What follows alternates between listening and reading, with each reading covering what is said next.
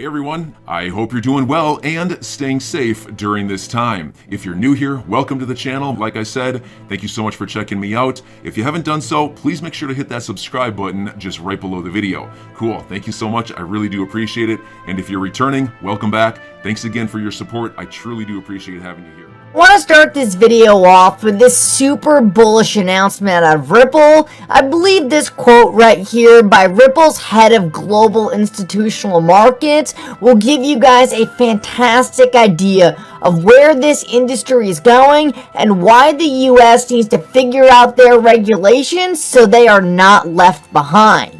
With our flagship product, on-demand liquidity, we are literally harnessing billions of dollars of XRP liquidity to facilitate cross-border payments in a couple of seconds. From the United States to Mexico, instead of your typical 2 to 3 days like in a legacy system. This is so bullish for Ripple and XRP. For one, it shows their infrastructure, their solution is scaling all around the world and is having a transformational impact on a legacy system. Not only that though, it shows that other countries are willing to adopt this technology. So if the US wants to stay competitive in the financial system, they are going to have to provide clarity to this sector that desperately needs it. Ripple and XRP are the hometown hero for the United States crypto industry.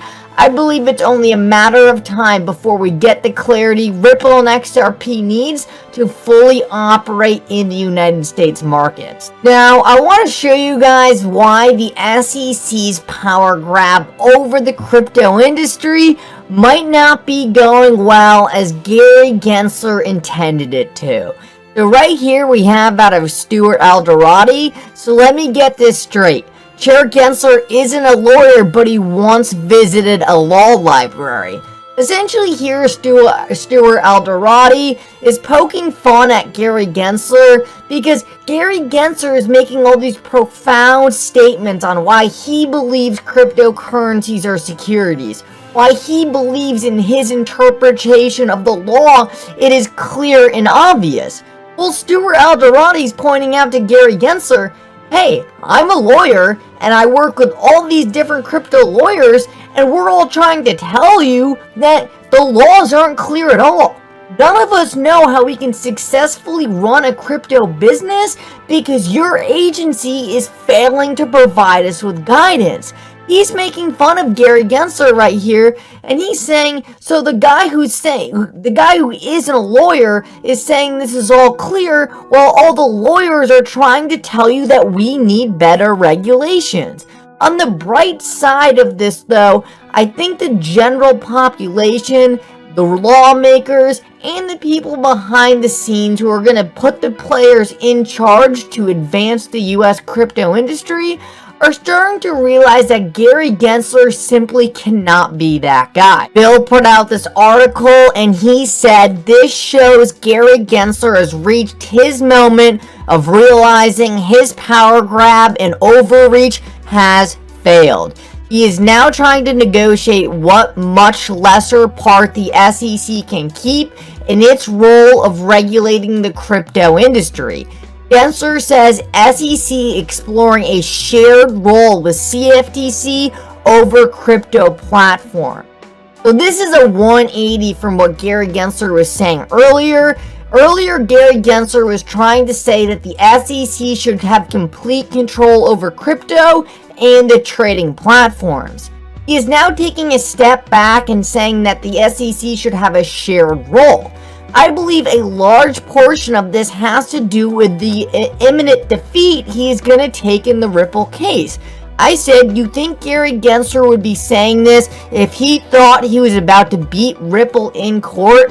Gary Gensler is now trying to salvage any power the SEC will have left after Ripple beats them in court. If he was confident that the SEC was going to beat Ripple, he would be going out and saying that the SEC should have full authority over the crypto industry, and that is because he would be doing this off the back of one of the biggest lawsuits in history. Instead, though, he's taking steps back and trying to retain any power that he thinks he should have. And he is likely doing this because he realizes that there are not a lot of good chances he is going to come out of the Ripple case with any positive impact. This is definitely a good sign for us XRP holders, but probably not such a good sign for Gary Gensler's SEC. Let's move on though, and I want to show you guys why I believe this lawsuit could have actually been a blessing in disguise. And I want to start by reading this tweet I put out earlier today, but then breaking down what is really going on behind the scenes and why this is such a beneficial thing that could have happened to Ripple in the long run. I tweeted out, if it wasn't for the Ripple vs. SEC case, the future regulatory status of crypto would have been decided by corrupt politicians. Instead, though, the judicial outcome of this case will create a new standard for crypto assets going forward. This will be called the Ripple test. This is a blessing in disguise, #XRP. And what I was trying to put forth here is that if it wasn't for this case right here between Ripple and the SEC, it is very likely that the new crypto regulations would have been created by politicians, and simply we would have had to hope that politicians would come together and create some reasonable crypto framework. This is something I personally have zero confidence in. It is so hard trying to put any confidence in politicians to do something right, and therefore I would actually rather take my bets on Ripple beating the SEC in court. We know Ripple has been on the right side of this case this entire time, and they have the best lawyers in the entire world.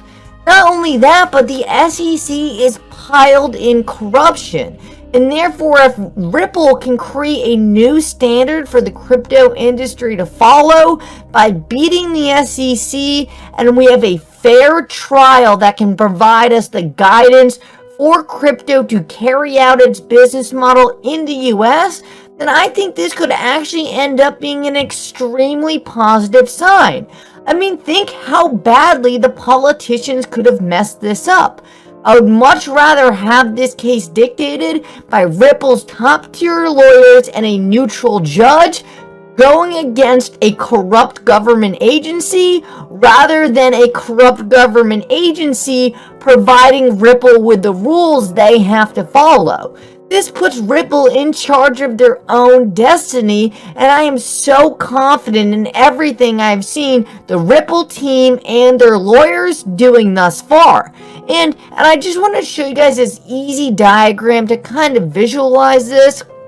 Before this case, we knew one thing was for sure, and that was that XRP had zero clarity. There was no rules in place, and now the SEC is even trying to say that they didn't provide any clarity on Bitcoin and Ethereum.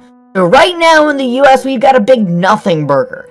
Nothing is clear, no one knows what's allowed, no one knows what crypto assets can be used and for what purpose.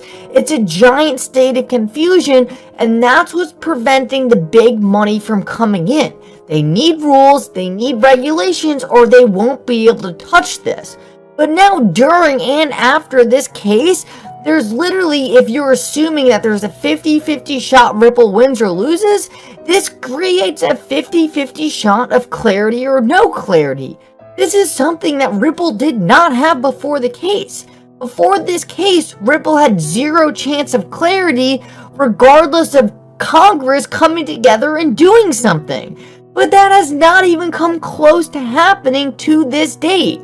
So this case by Ripple is putting their destiny in their own hands. It's putting the destiny of the crypto industry in Ripple's top tier lawyers that are giving the SEC a smackdown. And I honestly believe, after thinking about this case over and over, I think this is actually the better scenario. I would rather have Ripple win on merits, have the rules built around one of the most transparent, one of the most well-intentioned cryptocurrency companies in the space. And this is going to get hashed out on a neutral playing ground in the courts through the judicial system, and I believe this could end up actually being a blessing in disguise for not only Ripple and XRP, but the entire crypto industry. Last of all, guys, I want to show you guys why I believe April 22nd could be a very significant deadline in the Ripple SEC case. I believe it could be the point in which we finally see the court force the SEC to hand over the Bill Hinman Ethereum free pass emails. I've said multiple times on this channel now that until these emails are forced to be handed over, we are not going to see any potential settlement. This needs to be ruled on because it's too much. Both these parties have came too far to settle this thing before this massive decision is made. Now, if we take a look at the filing today, it actually has to do with something else. It has to do with Ripple asking the court to go over some of the SEC redacted documents. Now, this isn't too much of anything, but actually Prosper actually responded to this. She said, I think Judge Knepper intends to release the order on the SEC motion for reconsideration, the order for the Estabrook notes, and the order on the SEC's proposed redactions all at the same time. Let's say it takes 2 weeks from April 8th, so April 22nd. I thought this was pretty interesting because this is something we have seen Judge Knepper likes to do. She likes to release a whole bunch of big decisions at once. Typically, Ripple will get most of the wins, and the SEC might get some little one. So hopefully, I'm going to predict that Ripple gets the Estabrook notes, and the SEC will have to hand over the Ethereum free pass emails. But in return, the SEC will get all their little baby documents redacted. And she goes on to say that this is the proposed schedule before summary judgment. I'm your guy. I will keep you posted. I'm your advocate. I'll be back on a daily basis, usually multiple times per day, with these videos to keep you updated with everything going on. So, I hope you enjoyed the video. If you haven't done so, make sure to hit that subscribe button. Feel free to share any of my videos with your friends, family, social media, or anybody who may care to listen. Thanks so much for your continued support. I'm always here for you. I want to help you through this time. So thank you so much for continuing to choose me. Enjoy your day, stay safe, and I'll catch you again probably in a couple hours. Thanks, everybody. See you later.